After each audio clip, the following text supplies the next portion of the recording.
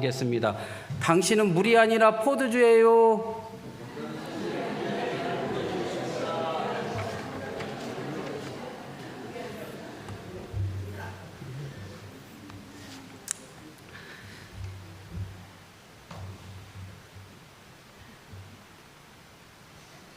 사랑하게 되면 보게 되고 들리게 되고 그러잖아요. 오늘 아내 목소리가 들렸는데 할래 이렇게 한 거 아내가 한 거죠?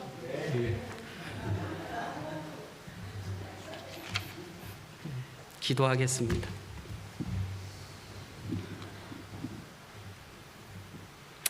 사랑의 하나님, 오늘 성령 강림절을 맞아 우리에게 오신 보혜사 성령을 환영하며 겸손한 예배자로 주께 나아갑니다. 성령과 함께 믿음의 성숙 성화로 나아가게 하여 주옵소서.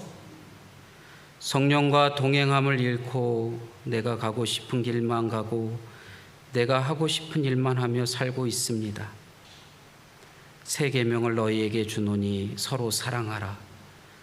내가 너희를 사랑한 것 같이 너희도 서로 사랑하라. 너희가 서로 사랑하면 이로써 모든 사람이 너희가 내 제자인 줄 알리라. 사랑 하나로 온 우주를 적시고 사랑 하나에 자신의 생명을 내어주신 주님을 기억하면서 성령과 동행함을 회복하여 온전한 사랑을 이루며 사는 성함의 가족들이 되게 하여 주옵소서. 연약한 우리를 긍휼히 여기시고 강한 손으로 붙들어 주시며 이 시간 예배하는 우리 각 사람 위에 다시금 성령을 보내주셔서 자녀들이 예언하고 젊은이는 환상을 보며 노인들은 꿈을 꾸리라 말씀하신 일을 이루어 주옵소서. 예수님의 이름으로 기도합니다. 아멘. 오늘 성령 강림절입니다. 교회 절기로 성령 강림절인데 성령 강림절은 성령 역사 속에 우리 가운데 함께 하신, 그래서 하나님의 힘으로 하나님의 일들을 펼쳐가는 것, 이게 성령 강림절입니다. 오순절에 주님의 명령을 받았던 제자들이 그 명령을 따라서 예루살렘 한 곳에 모여 기도에 힘쓰던 중에 120여 명의 제자들이 성령 충만함을 받습니다. 이 성령 충만은 그 성령 충만으로 끝난 게 아니라 이 사건을 통하여 교회는 세워졌고 복음은 여러 지역으로 전파되는 놀라운 은혜의 역사를 이루었습니다. 우리는 교회를 사랑의 공동체라고 말합니다. 또 이렇게도 얘기하죠. 기도의 공동체입니다. 우리는 복음의 공동체입니다. 이렇게 말하잖아요. 교회는 사랑의 공동체, 복음의 공동체, 복음을 전하는 전도 공동체, 이런저런 공동체를 다 통틀어서 한마디로 하자면 교회는 성령 공동체입니다. 교회는 성령 역사가 이루어져서 세워진 게 교회이고, 교회는 성령 역사를 통하여 세상 방방곡곡에 복음을 전하는 공동체이며, 교회는 성령 역사를 통하여 그리스도의 사랑을 전하는 그러한 공동체입니다. 그렇기 때문에 교회는 성령 공동체입니다. 우리 성암교회가 성령 공동체이기를 원합니다. 성령은 그때만 이루어진 게 아닙니다. 우리가 잘 얘기하잖아요. 아이 그때 옛날 언제요? 40년 전쯤에, 그죠? 40년 전쯤 그때 말합니다. 그런데요, 성령은 그때나 지금도 우리 가운데 역사하셔서 하나님의 감동을 일으키시고, 그때나 지금도 그 성령은 우리를 통하여 일하고 계시다는 거예요. 우리는 그런데 왜 그때에만 머물러 있는지 모릅니다. 그때 중학교 1학년 때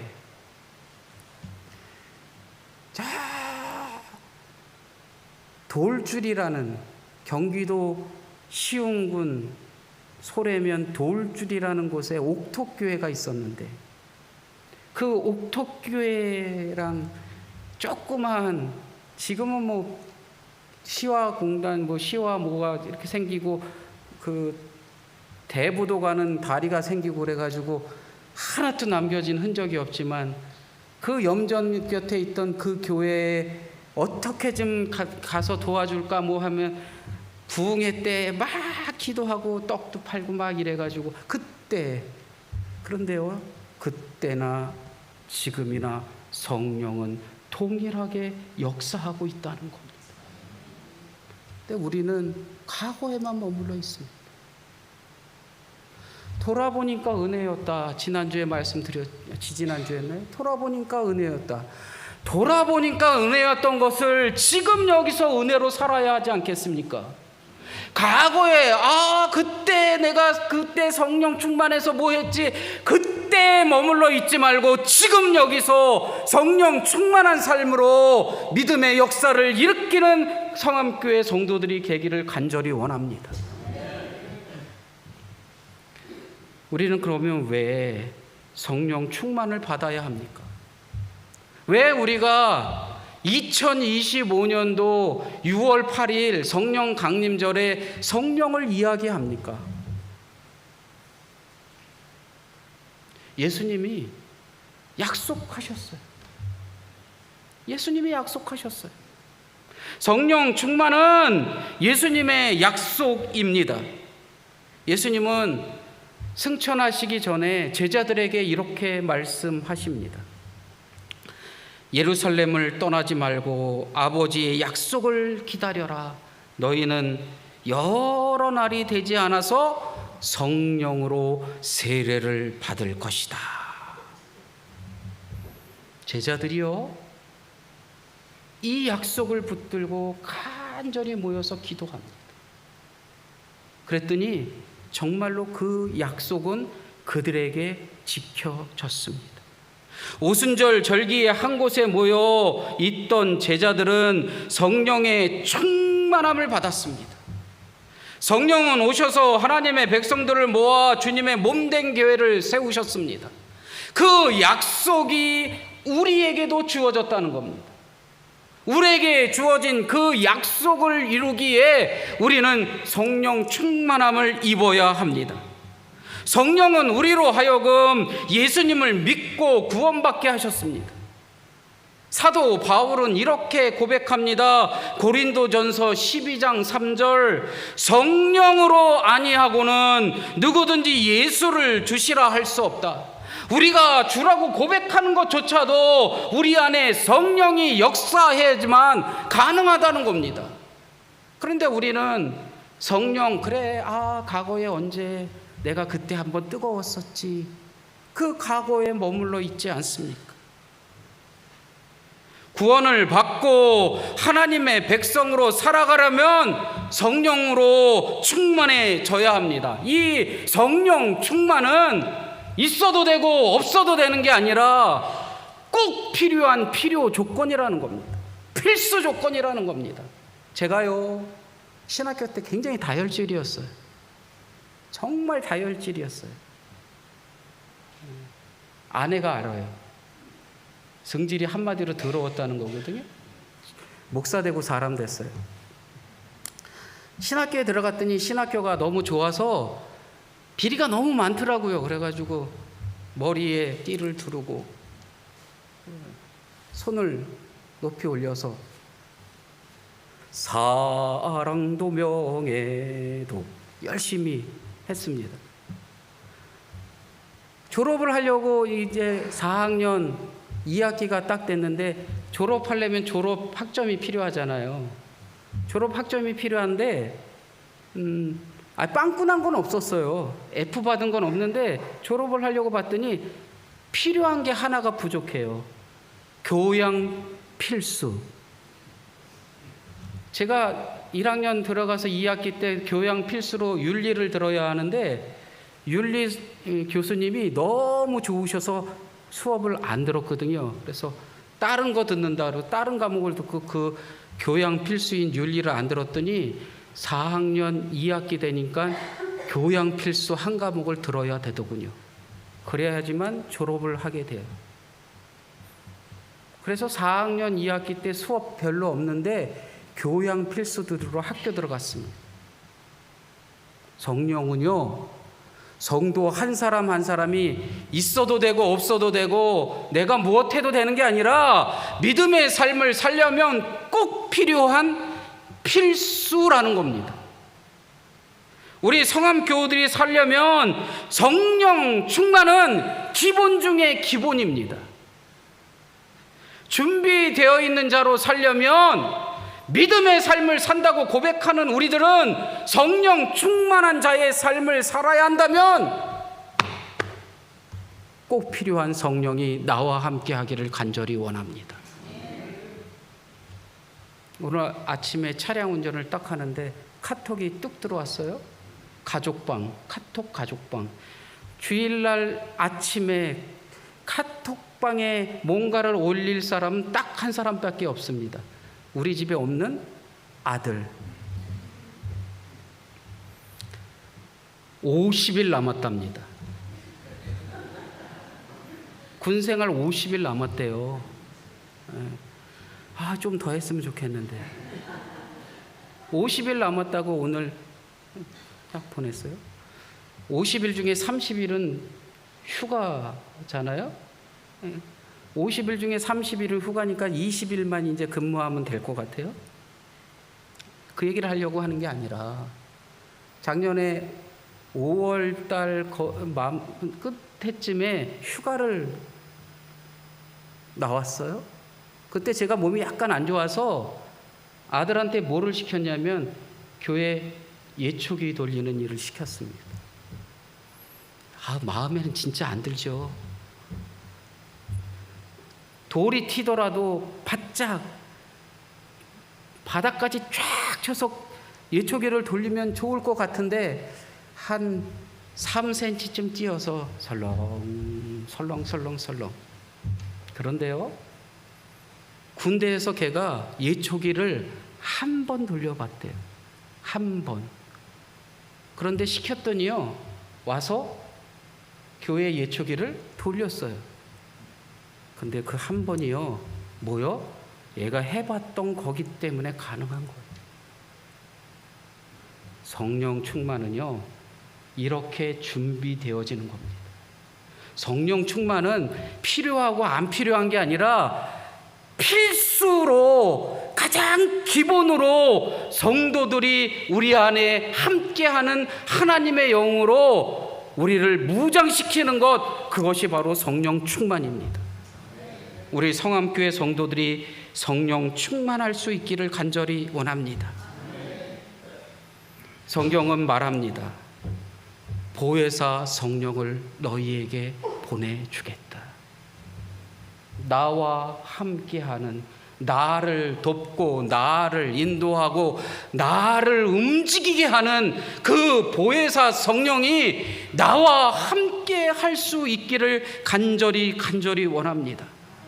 성령으로 충만함을 받아야 사명도 감당할 수 있고, 성령으로 충만해야 그리스도의 일을 할 수 있는 것이고, 성령으로 충만해야 우리가 함께 예배하고 우리의 공동체를 지키며 우리의 공동체를 세상 곳곳에 아주 꺼리낌 없이 펼쳐내 보일 수 있는 것 아니겠습니까?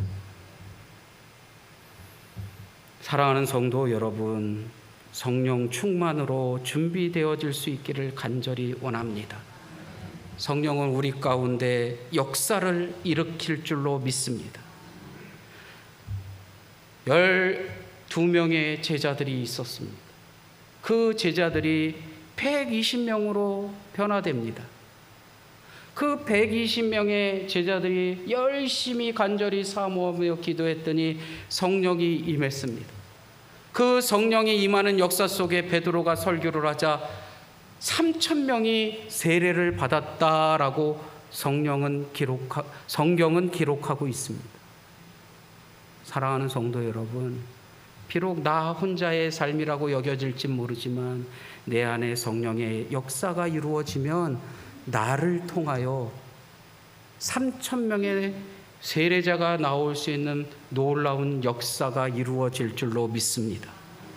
성령 충만함을 입으시기를 바랍니다. 그러면 성령 충만으로 우리가 이루는 게 도대체 뭡니까? 성령 받았네, 성령 받았네, 예수님이 말씀하시니 이렇게 찬양도 있잖아요.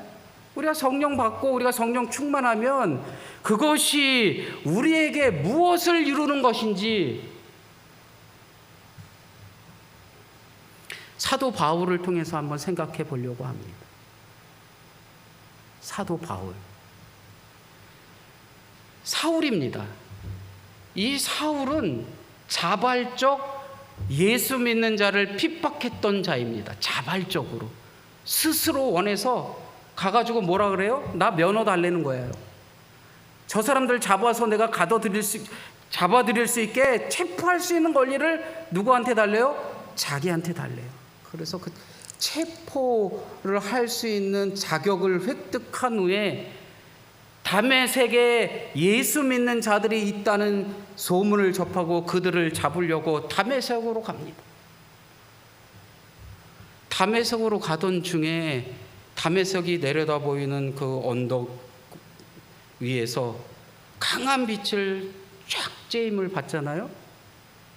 그리고서 떨어진 곳에 바울 낙막교회가 있어요. 성지순례 가면 지금은 못 가는데 그 낙막교회가 있어요. 거기서 이렇게 내려다보면 다마스쿠스, 다메섹이 쫙 내려다 보입니다. 그런 그가 묻습니다. 누구신데 이러십니까? 그랬더니 음성이 들려오는데 사울아, 사울아, 어찌하여 네가 나를 핍박하느냐? 내가 누구라는 거예요? 네가 핍박하는 그 사람들의 믿는 예수다라고 말씀합니다. 앞도 못 보게 되었어요. 아무것도 못해요. 그런데 그에게 하나님은 미리 준비되어지는 놀라운 역사를 일으키시는데 그게 누구냐면 아나니아예요. 환상 중에 아나니아에게 예수님이 이렇게 말씀합니다. 사울을 건사하라는 거예요. 사울을 어떻게 좀 돌봐주라는 거예요. 사울이 누구요? 자기 같은 사람을 지금 어떻게 잡아서 어떻게 하면 죽일까 하는 마음으로 누구 잡으러 오는 거예요? 자기를 잡으러 오는데 예수님은 그에게 뭐라 그러냐면 그를 건사해 주래요. 그때에 이 아나니아가 못할 것 같은 마음으로 이거 어떻게 해요? 라고 했을 때 음성이 이렇게 들립니다. 그는 나의 택한 그릇이다.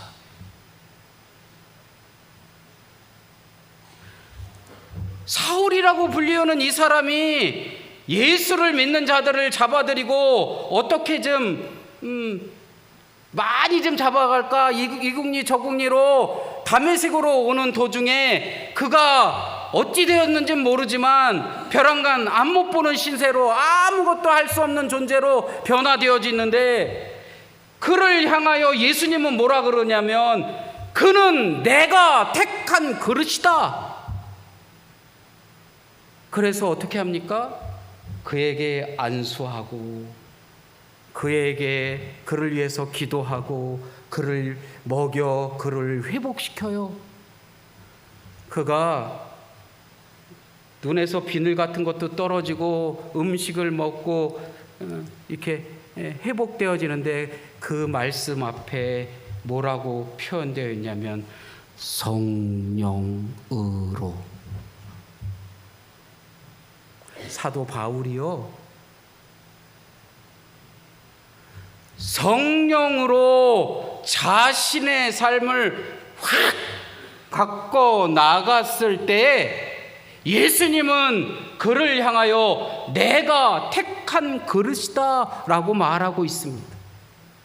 우리가 성령 충만하면 어떠한 일이 우리 삶에 벌어지냐? 예수님이 성암교회 성도 한 사람 한 사람에게 말씀합니다. 너는 내가 택한 그릇이다. 우리 성암교회 성도 한 사람 한 사람이 주님께서 선택하신 그릇이기를 간절히 원합니다. 그 음성 듣기를 간절히 원합니다.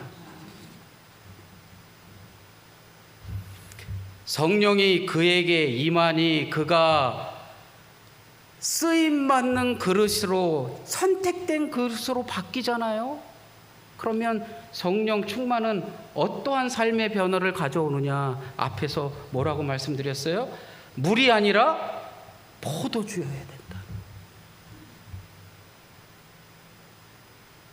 물이 아니라 포도주. 요한복음의 첫 기적은 가나안 혼인잔치의 기적입니다.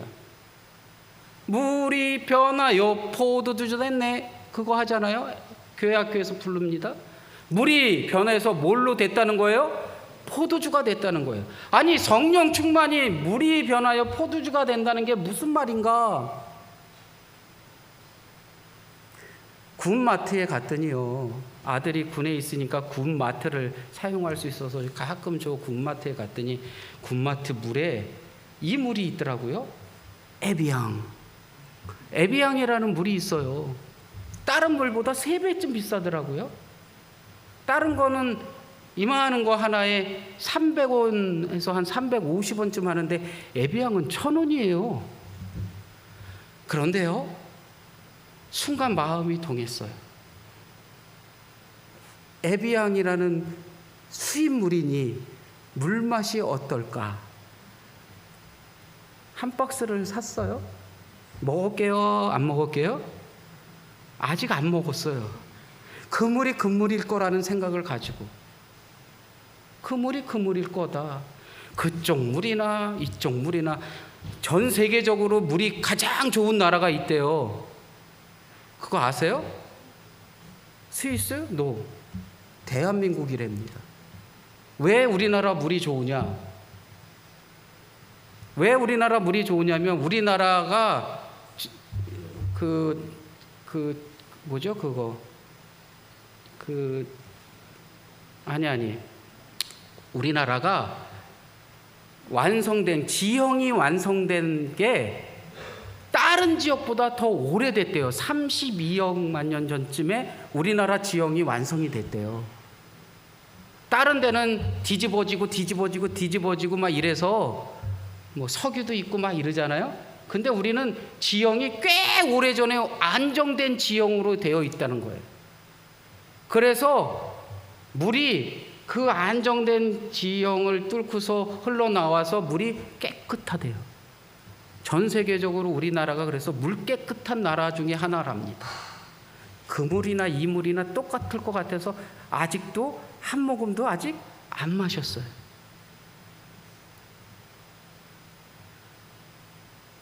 그 물에 비하면요, 포도주는 달라도 한참 다릅니다. 여기 갔더니요, 교회 밑에 포도주 파는 데 있잖아요. 거기를 딱 내려가면 한층 더 밑으로 내려가는 곳이 딱 있습니다. 쫙 가면은 로마네 꽁티 병 한 병에 뭐 1억 5천만 원의 낙찰, 와인 한 병에 1억 5천만 원이래요. 상상하세요? 샴페인 한 병에 2만 5천 불, 아니 25만 불. 25만 불. 끄덕끄덕합니다. 물에 비하면 포도주는 가격도 비싸요.